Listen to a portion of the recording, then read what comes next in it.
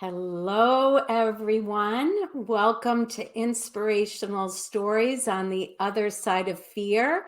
And we're going to talk about on the other side of loss tonight, too. So I wanted to come on and share a very inspirational and challenging journey that my dear friend Rita and colleague as well. Rita is not only a dear friend, but she's also a spiritual teacher, guide, healer, and a medium. So it's going to be a very supportive sharing tonight, and welcome everybody that's coming on to join in. And so I know, and Rita and I talked about this before we went on live, that many are challenged during the holiday seasons, missing their loved ones who are not at the dinner table. Maybe they are not there physically because they're in other parts of the country, but also our loved ones who have passed to the other side, especially over the past 3 years. Many people are struggling during the holidays with not being with their loved ones who are in spirit. So I really felt this is the fourth one in this series. And I asked Rita, and I know she's been busy, and I said, can you please fit me in so we can, and it worked out perfectly because we are just coming into Thanksgiving. So Rita, do you want to share a little bit or as much as you want about your journey with your daughter, Erica? Yes, absolutely. Okay. This experience happened, as I just said to Karen before, when I was going through it, and I kept saying to Spirit, what should I do with this? I kept hearing, you're to share the story. They said either write a book or do public speaking about it. And I've written 2 books. I don't want to write another one. So I decided I would go ahead and speak about it. So I want to share this story with you, because losing a loved one is a profound experience, and we never know how we're going to go through it. It's different in every single case. Since my daughter passed, I lost 6 other close friends. So, and I was, again, very aware of how different the experiences were. But with my daughter, Erica, it was on December 11th on 2020, and I knew that something was going on with her. I had been telling her for the last 2 years, something's not right, Erica. Something is just not right. And not only do I believe every mother can feel, what is going on with their kids, but as a medium, I kept getting messages about what's going on. And so on that particular date, my new knees were 1 year old. I'd gone to my doctor and I called Erica with the great news that he said, this is fabulous. Your legs are incredible. I can't believe how well you're doing. And I wanted to share that with my girl. And I called her up because she was one of the few people that phone chats. Most people text, but she phone chats. And so I called her up and she said, well, you have good news and I have bad news.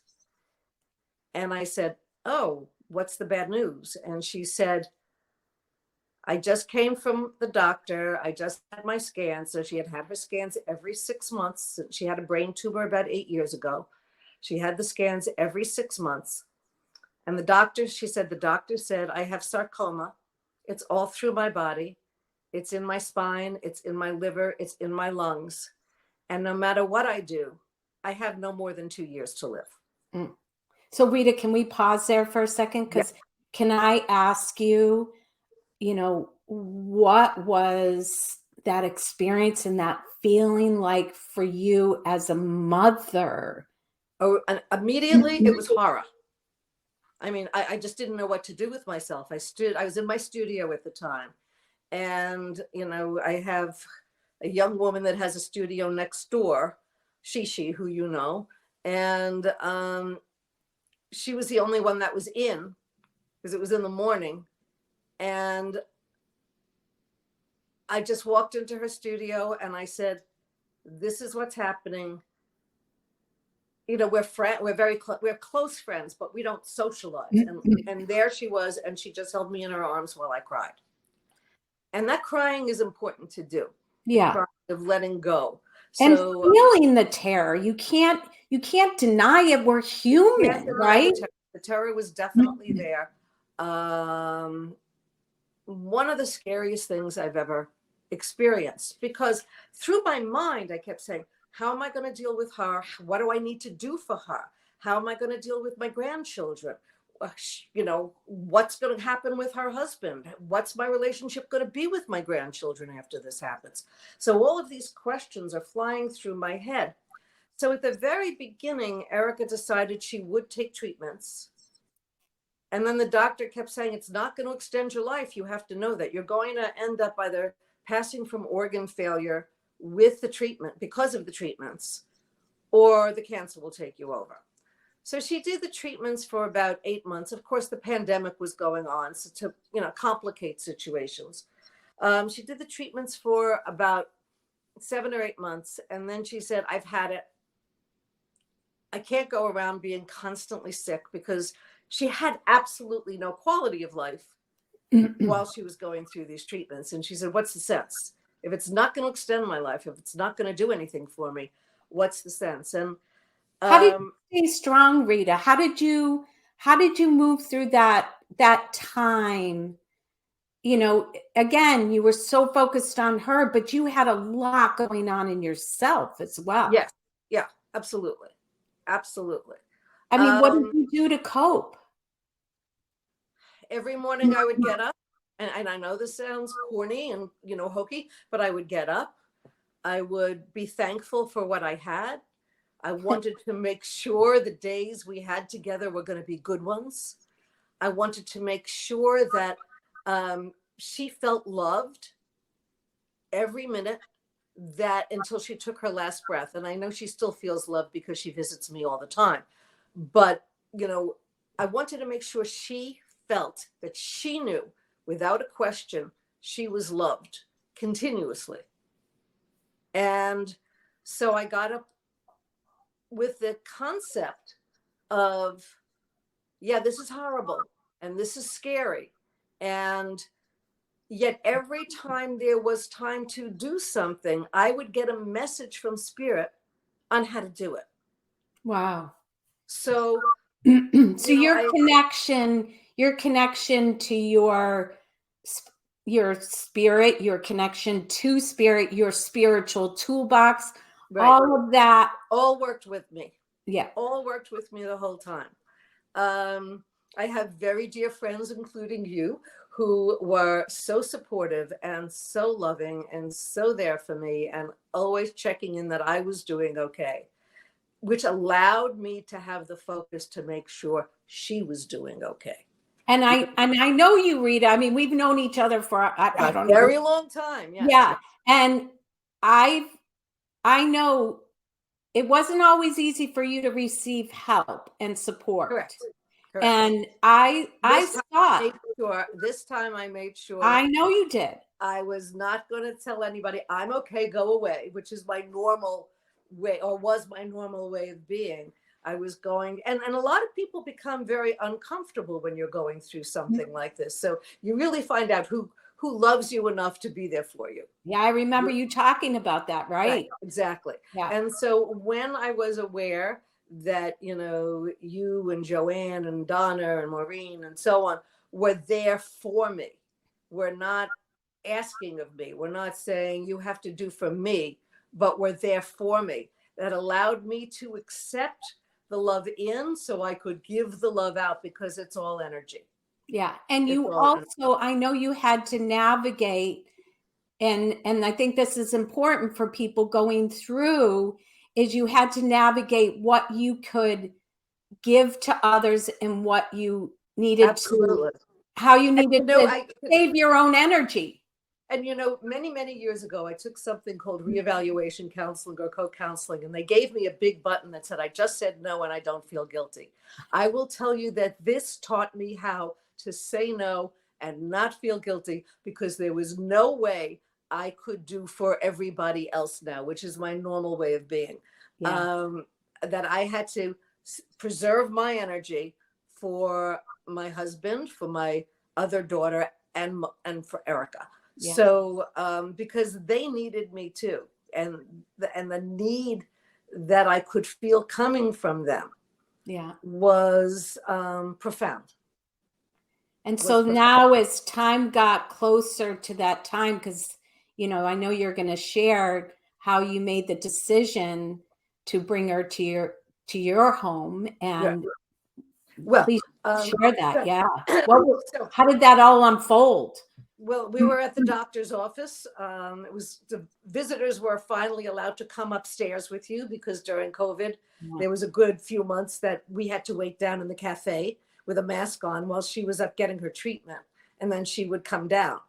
So it was in November of 2021, and I went to the doctor's visit with her, and she announced at that point that she's decided she's not going to continue any treatments. And the doctor said, then we have to talk about what's going to happen next. And so the doctor basically said, you know, we'll have to make hospice arrangements and so on and so forth. And he said, you're aware that costs a lot of money, or you can do it at home. And I knew that in her house, it was not going to be a place that she could relax, that she could rest, that she could feel happy at that particular time. So what I decided was, immediately at that point, I said to the doctor, she will come to my house and I will take care of her. And how was Erica about that? She just looked at me, and, you know, her eyes opened wide. Her eyes were very green. So when they opened wide, they really looked huge.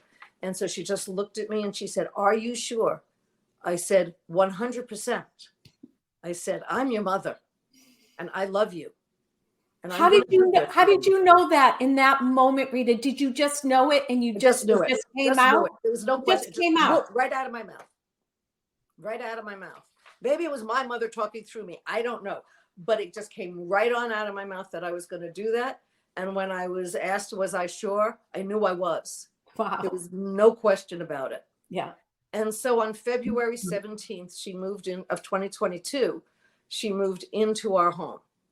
And at first, everything was, you know, nice and light and easy. And we would hang out together. It was like having a pajama party all the time, because she was still feeling, when she stopped the chemo, she started feeling a little bit better. And she had Rita's good food. And she had my good food, yes. But, you know, I noticed that as time went on, she would ask for this great thing that she wanted for dinner and then take 3 bites. Yeah. You know, so that happened. So she moved into our house. And one of the things that I do want to mention is that both the summer before she decided to stop treatments, my daughter Deb and I decided to get elephants tattooed on our wrists. And she said, why are you doing this? And I said, we're doing this so you know that whenever we look at our wrists, we will think of you. And again, that was so important that she know how much she was loved, because I don't think, because of her situation, I don't think she really felt that. But it also feels to me, when I witnessed that, is that it connected the 3 of you too. It very much so. Yeah. And then we went to, she loved elephants, as I said. And then we went on a trip to a safari land to see the elephants walking around. And now they have a low gate or low fence, like this wire thing that holds them back from going on the road. So I took a photograph of it, and then I edited the photograph to get rid of the fence so they looked like they were just walking in the wild. And then I did a painting of the elephants so she could have it next to her bed. So when she came here, we hung that painting in the room next to her bed so she could see the elephants all the time. So anyhow, we'd hang out at home. We had like pajama parties. We watched Beat Bobby Flay, and we watched, you know, Tournament of Champions. And she likes the cooking channel. She wasn't eating anything, but boy, she loved to watch cooking. And so the disease. I'm just going to pause you there for a moment, because it feels like you were living in the moment. You had to. There was no option. And living, that's one of the things. I mean, it was an amazing spiritual lesson, and being a spiritual teacher, I could see the lessons as I was getting them. I could see what was happening. I could see the experience of saying, okay, you have to be in the moment. What's happening right now? I Right. couldn't be thinking of shows or demonstrations or anything else that I was going to be doing. It was what's happening Or right now. what's going to happen. You had to stay You know, present. no, I have to know. It was Yeah. what's happened. I had to be absolutely in the moment. I couldn't go to what's going to happen. Right. Okay. I had to be in the moment. I had to be there. Because I had to be aware of what I was getting from spirit, as well as aware of what I was seeing in front of me. And, you know, again, the connection of spirit to me during that time was profound. For instance, when she could no longer stand on her own, so couldn't walk to the restroom, we put a commode in her room. Then her legs wouldn't hold her anymore. And so I asked Spirit, what do I do? What do I do as I'm dealing with this? And as I did, they showed me Fred Astaire and Ginger Rogers dancing. I said, okay, that's humorous. What do I do? And then I said, Erica, put your arms around my neck. I put my arms around her waist. I stood her up and we danced as I turned her around. And I said, hold on to my neck. And I, you know, disrobed her, and she I did. got chills listening to you. And so, but again, that's how it kept happening for me. And so the fact, you know, how to roll her over in the bed, how to do everything, they showed it to me. Okay, but I want to pause you there, because what can you share with people that might not have that strong connection with you? What can you share with them about being able to be there for somebody in that presence? And how can you guide them to reach out and ask for that and be open to that, even when they don't feel it as strong as you do? And that's true. So the first thing I would suggest to them is to acknowledge the fear. Okay. Because when I realized I couldn't get her up, you know, one time I tried to get her up, the two of us went down, you know, it was before, and so the two of us went down and we could reach a cell phone. And I called her husband and I said, we're both on the floor. It's you or the fire department. Who's coming? and so he said, I'm 4 minutes away. I'll be right there.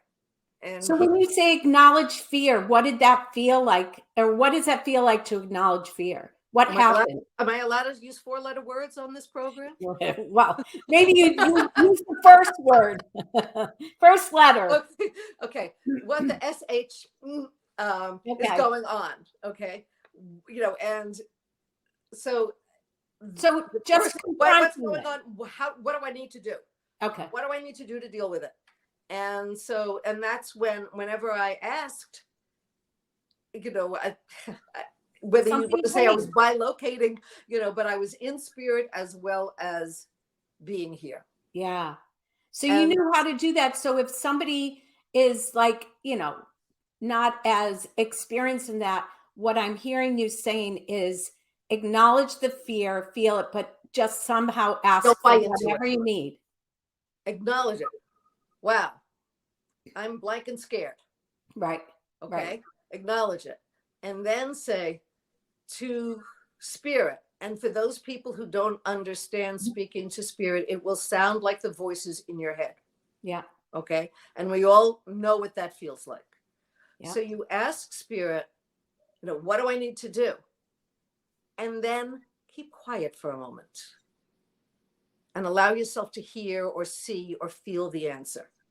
Because if you are going, oh yeah, what do I need to do? What do I need to do? What do I need to do? What do I need to do? You're not going to hear anything. Stay stuck in fear. It's not about staying stuck in fear. It's about acknowledging it. Take a pause, ask, let it go back to being right in the moment. Because when you're in fear, you're not in the moment. Right. Beautiful. Beautiful. Okay. So great advice. Stay in the moment. Acknowledge it. You know, give yourself 30 seconds, whatever you feel you can afford at that time, to feel the fear, and then let it go. Yeah. And then turn it over. Okay, God, whatever this is supposed to be. So the first time that happened, and Erica and I are lying on the floor in her bedroom, and we're both laughing, you know, because, she was still well enough to get a good chuckle out of this. And the fact that I had to call her husband, she thought was even funnier.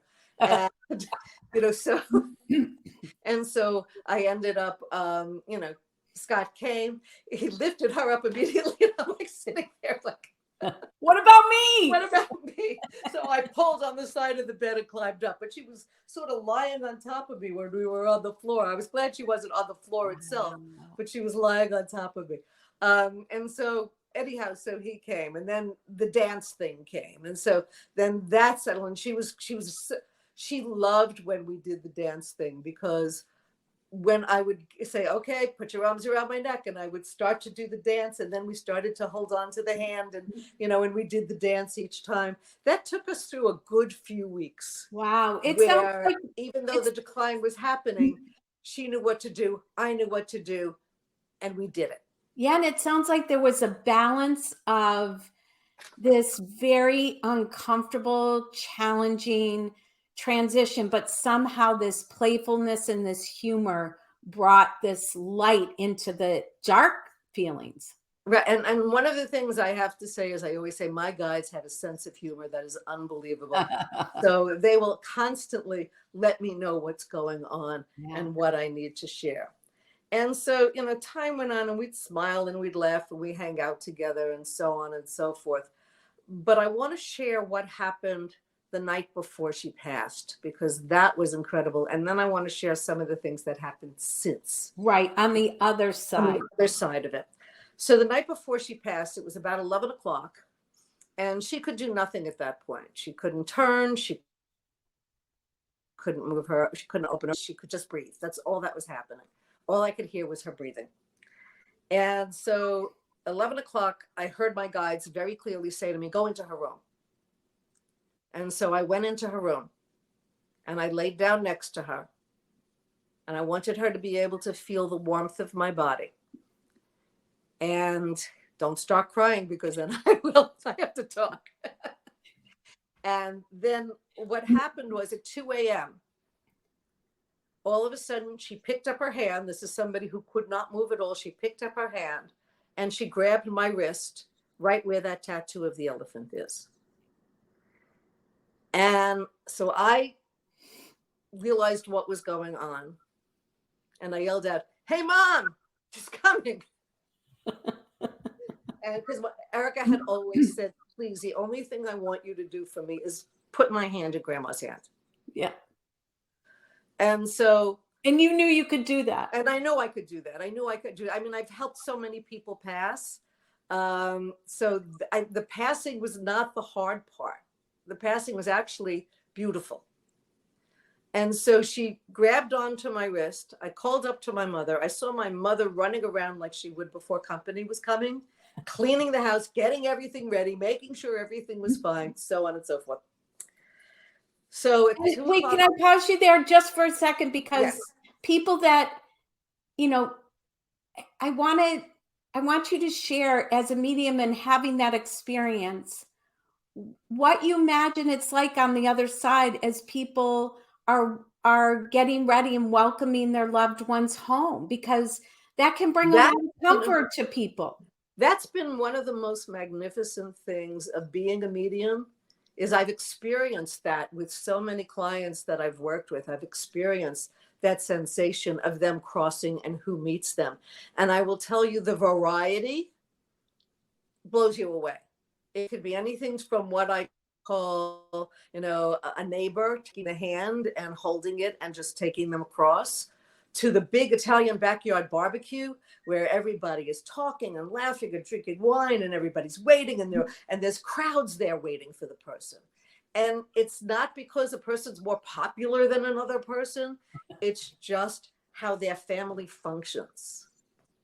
And, somebody many years ago, a very dear friend of mine, Dan Duffy, who's in spirit now, but he once gave a talk and he said, when a child is born to the earth plane, comes into a room, usually that's brightly lit because it's in a hospital, right?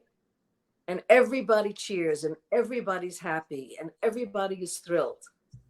But when a spirit goes home, the same thing happens there. that those people are thrilled and happy. We have her back again. We're with her. We love her. And so they're together. Yeah. I hope And that brings a lot of comfort for people that wonder, what, and their pets will be there too. their I mean, pets are there too. It's I've amazing. seen that happen a lot of times. I've seen it happen also. Even sometimes the pets tell me their name, and I say, like, how is it pets don't talk? I can never get that straight. How am I getting the name of the pet when I'm doing a reading for somebody over the phone that happens to be in another part of the country? And how am I getting the pet's name? Yeah. And it happens. So anyhow, at 4 a.m., my husband walked into the room. Later found out my daughter woke up, and the other daughter woke up. I don't want to call her the other daughter. Deb woke up at her house. And that's when I feel her spirit left her body. And one of the things that people are not always aware of, they think the minute that the spirit leaves the body is the end of life. The physical body many times lingers on. And so at 6 o'clock, I knew her spirit had left the body. But at 6 o'clock in the morning, I called her nurse, who had an appointment to come at 11. I called the nurse, and the nurse, who said, I will never answer my phone before 8:30. It's a work phone. It's off. Just know that. If you need somebody, call the VNA and they will send somebody over. And she called me back at 6:30 in the morning, and she said, what's going on? She was at my house at 7:30. Erica was pronounced at 8:03. Wow. So the fact that she could be there with us, the fact that we, and this again, I thank Spirit so much, because I know that this angel was sent to us. Yeah. Yeah. So she would be willing to come, that she was there, that I wouldn't have to be alone, at that time. Or even if I was alone with my husband, it still would have been challenging. Right. The fact that she was there and she was calming everything down. And Erica's husband was there also by that time. And so it was just a godsend. And that's how I have to say it. I get this visual and this almost like this beautiful dance unfolding. I always said God was one heck of a choreographer. Yeah. Oh, I got chills. And just absolutely. this dance unfolding, that it could be this, everybody could in some way be supported and held in the way they needed to be held. Absolutely. Absolutely. Yeah. That's what happened. So, it happened. I mean, the hardest part, I will say, the hardest part of all is, and for anybody who is going to go through this or has gone through it, when the physical body is taken out of the house. Yeah. That was horrible. That was just, watching them, have her on a stretcher being taken down the stairs and out to the funeral car. Yeah. Was just horrendous. And I can't say there's anything easy about that. So at that point you cry and you let it happen and you get it over with. And then if you're really lucky, then your good friends Karen and Louie come over to your house. And as soon as Karen and Louie heard, they were right there. So anyhow, on the other side, we made all the arrangements. So Erica was very quirky and very funny, and sometimes could be wonderfully snarky. And it didn't stop when she passed. So when she passed, before she passed, she kept asking, my husband drives a convertible, and she kept saying, would you have Dad drive, find a really beautiful place, and you throw the ashes out the window? And so I said, we're going to do that. So we drove out to Royalston, Mass, where I knew there were beautiful waterfalls and lakes and everything else. And I said, let's go there. And I said, we got to a place where there was a bridge that goes across, a dam area. So the water is flooded, and there were beautiful scenery all around it. And so I said to my husband, I said, is this it? Is this cool? You like it? He says, this is perfect. So it was a very warm day. We had the top down. And I took the ashes over to the side, and I started to pour them out, and right back in my face. And I looked up, and there was Erica, hysterical laughing, thinking this was the best thing she had ever seen. In your face, Mom. In your face, Mom. Exactly. In your face, Mom. And that was so her. That was so her. Wow. That it was perfect. Wow. So, that was one of the experiences. Another experience was, because I do this for everybody, for so many years. I started in 1984. Because I do this for so many people, I said, if I do this for so many people, I want to do it for myself. Do what? Do what? Some Connect. people don't know you. Do what? Right. I connect with spirit. So Okay. if I could connect with your loved one, I could connect with my loved one. Okay. So I went up, David was driving, and I went up and I saw her, and she was standing profile, and she looked at me sort of snarky and said, she was standing there drying dishes, standing next to my mother. I never saw Erica dry a dish in her life. And she was using one of the old linen, red and white checked dish towels, which I haven't seen in years, right? So there she is, and she just turns her head and she looks at me and she says, it makes her happy. I said, okay. And so you knew she was in the company, in the love, in the connection of your mother. That she was doing with my mother what my mother was happy. My mother would never have a dishwasher. You wash dishes by hand, you dry them, you wash, dry, put them away. That was her saying. What did that do for you, Rita? Oh, it was wonderful. But I was so excited that I couldn't fall asleep. So when we got home and we went to bed, and then it was like 10:30 at night, I said, well, I'm not done talking to you, honey. I want to talk to you some more. And so I started to, for those people, when you do mediumship, you sort of ascend, you go up, you sort of leave your physical body and you start to reach up. So I did that. And in your mind's eye, you do that. With your eyes closed, you imagine yourself moving up. I feel myself moving up. So it doesn't feel like my imagination. So when you say imagine. Right. I'm just trying to relate it to people. I imagine that other people would need to know the word imagine, but that's not what so anyhow. So I go up and then I hear, hey Ma. It runs in the family. Hey Ma. I said, what? She says, I don't have a body anymore. I'm all particles. And what I saw was these tiny particles of light that were just glowing, that were, you've heard me lead meditation so many times, and I say the opalescent colors. That's the colors that I was seeing, the colors that you would see in an opal, but they were all different particles. They weren't all attached, swirling. It was all individual little particles.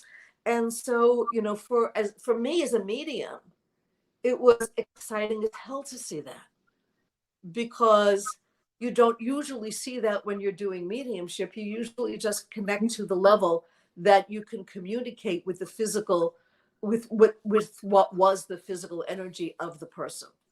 So, what was the feeling that went with it? Excitation. It was the most glorious thing I ever experienced. Wow. And I said to one of my dear friends, if that's heaven, I'm signing up. Wow. Wow. Because who knows what heaven actually is? I mean, we see pictures in books, but this was so pure. I mean, the sensation of purity, the sensation of experiencing that gentleness and that glow and that love. And for me, as a visual person, I am an artist. So seeing that glow, seeing that love, seeing that amazing sense of this is what we actually are. We're energy. Wow. That this thing that we have here is not permanent. Yeah. But her energy, when she showed me her energy. And then we have physical phenomena happening in my house every Thursday night, which I know I mentioned to you. When Erica was at the house, every night I would go into her room, and about 9:15, I would give her a kiss goodnight, and I would turn on her white noise machine because she just thought we were too noisy. She always slept with a white noise machine. Well, since she's passed, not every night, but every Thursday night, at 9:15, we hear the sound of the white noise machine. We didn't know what it was. The white noise machine is not in my house. And my husband heard it too. Now, he is not a medium. He is a total non-believer. And so for him to have experienced that, right, and now to get to the point where he waits for it. and what's the feeling that comes with that for both of you? I can only say from me, because David didn't talk much about it. I can see him waiting at times, like at 9:12, he'll say, "What time is it?" I say, "Get 3 more minutes, honey." And then 9:15, boom, it would turn on. So how did it make you feel? That she was calling me. Yeah. That she was giving me a phone call. Oh. And it was that kind of feeling, like when I would look down at my cell phone and I would see her name, that's what it felt like. She was coming in to say, hey. Wow. And that to me was so incredibly moving. Yeah. And powerful, like what they can do to get our attention. Right. And think about that, what somebody in spirit has to do to get our attention. Right. And so, I'm somebody whose attention can be gotten fairly easily. Right. But David, he's part of it and he's a skeptic. So the first time it happened, I said, "What's that sound?" He said, "I don't know." I said, "Is it the washing machine?" I went to see if the washing machine was leaking because it makes a kind of sound. Excuse me. So I said, "Is the washing machine leaking?" No. And then the next week it happened again. And I thought I live in a condo, so I thought it was my next door neighbor's house. And so I said to her, "You're doing your wash every Thursday night at 9:15 now?" She looked at me like I had 6 heads and she continued to walk. We're good friends, so it's okay. She didn't think I was totally crazy. I know she loves me. And then the next week, she was away on vacation and the sound came again. So I texted her and I said, "Can we go in to check your house? I'm concerned." And so she said, "Absolutely, please go in." She didn't want to come home from vacation with, and have a flood in her house. And so we went in and nothing. David came back. Okay, fine. Then the next week it happened again. I said, "Well, we know it's not next door. And so it's here." And he said, "Well, what do you think it is? What do you think it is? What do you think it is?" I think it's our daughter. Wow. And at first he didn't like hearing that. But then as time went on, because she passed April 27th, as time went on, he started asking, "Where is it? Have I heard it?" It brought him comfort, It did. Finally. Yeah. After he didn't like, because he likes to be in control, he didn't like the feeling of this is happening and he doesn't know what it is. Yeah. So, that did happen. So what would you say to those that are, first of all, what would you say to those that are challenged with their loved ones in, health issues, or they're in the process of end of life? What would you share with them first? Acknowledge and then surrender your fear firstly. That's important. To realize that you're not in this alone. To realize that you have help on both sides of life. Yeah. That both sides of life, you have your people here, your good friends, your family, whoever they may be. And make sure to be around good, loving people. If you had a relative that was always saying, "Oh, she was no good anyhow," don't call them now. Yeah. Don't give them your energy. Don't give away your energy. Your energy is for something important now. And that importance is to spend the time with your loved one as you can. And then if, after the fact, to, again, be around people that love you, be around people that nurture you, and keep your eyes and your ears and your heart and your mind opened to the signs that you may receive, because you will. Now, an exercise that I do when I do this in like a workshop situation is to ask people to write down everything they loved about that particular person. Oh, And then to go into that and then say, that still exists. yeah. That That's still beautiful. exists. And so I lead them in a meditation. And if they meditate on their own, they could do it that way. There was a woman that was in one of my yoga classes that I took. And when I first came to the yoga class, the teacher knew who I was. And she said, that woman over there just lost her husband 2 weeks ago. Would you just talk to her? And I went over and I told her, I said, get a notebook and a pen that's used for nothing else, brand new. I said, and when you do that, pick a time. And every night when you pick that time, you write a question that you want to ask your loved one, meditate a little bit, and then come out and just start writing. And at the beginning, it's going to feel like it's coming from you. But as it goes on, you're going to feel your hand just keeps writing. And you're not thinking first. And it's gorgeous. I can feel it. And so that woman that I told it to in my yoga class started getting signs and started getting messages and started getting, and she was a devout Catholic. This was not anything that she was going to get into. She wasn't a spiritualist, just was taking yoga for the exercise of it, you know, a lovely lady, but you know, that's really what she was there for. And so in looking at this other way to look at it, she could feel the warmth and the love from her husband. And she, you know, she all of a sudden saw that a birdhouse that he built had birds living in it, never while he was alive. But now there is a family of birds living in it. And, you know, and she would get different messages like that all along. And it helped her so much. And when my husband was having a really hard time, and I asked my guides, what can I do to help him? Because, and I said to him, I would say to him, sweetie, just think about the gifts she gave us. Mm. Think about the love she gave us. Mm. Think about the laughter. I mean, we laughed. She had one heck of a sense of humor, and you know I love to laugh. Yeah.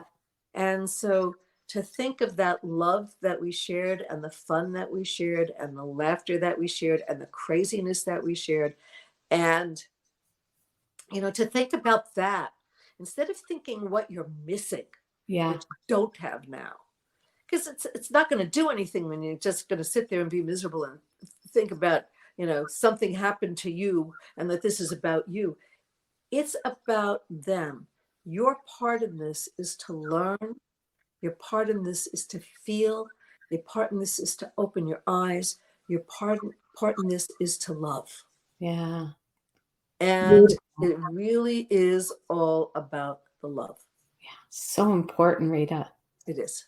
Yeah. So, it is. So what would you share with everyone? What's on the other side of loss? I don't know that one ever gets totally over the loss. And so we can acknowledge that, Yeah. wow, today I'm feeling a little sad because I'm feeling the loss. So instead of trying to push it away, I say, yes, open it up. Yeah. But then allow the experiences that you've had to inspire you. To feel the sensations of what's changing in your life. What are you now open to? What are you willing to do? What, you know, what matters and what doesn't matter. I mean, you know, that's a big one. What doesn't matter anymore, you know, and when you can give up what doesn't matter, that's the best thing. We're not, I don't waste my mind on what doesn't matter anymore. Yeah. Today I had a very interesting experience with a young man who, you know, he was a troubled kid and he's 52 now and he's friends with me. But the other night when I was talking to him and he was talking about how sick he was and how sick he was, and I've lost 6 friends since my daughter passed in April. So it's been a really trying time. And, you know, if you talk about somebody, you know, talk about the tests that we have. And so the other night he started complaining about he was sick and blah, blah, blah. And I lost it, you know. And today I texted him and I said, I want to apologize to you. Mm. And he said, he calls me Moms. And he said, Moms, he said, we're together. No need to worry. You never have to apologize to me. But I did. And I don't think very many people do apologize to him in his life. Yeah. But I wanted him to know I loved him enough that I could get out of my ego and say, I'm really sorry I lost it the other night. And this is what it was. Wow. And wow. he was totally cool with it. Yeah. Beautiful. Wow. So any last words to share? I'm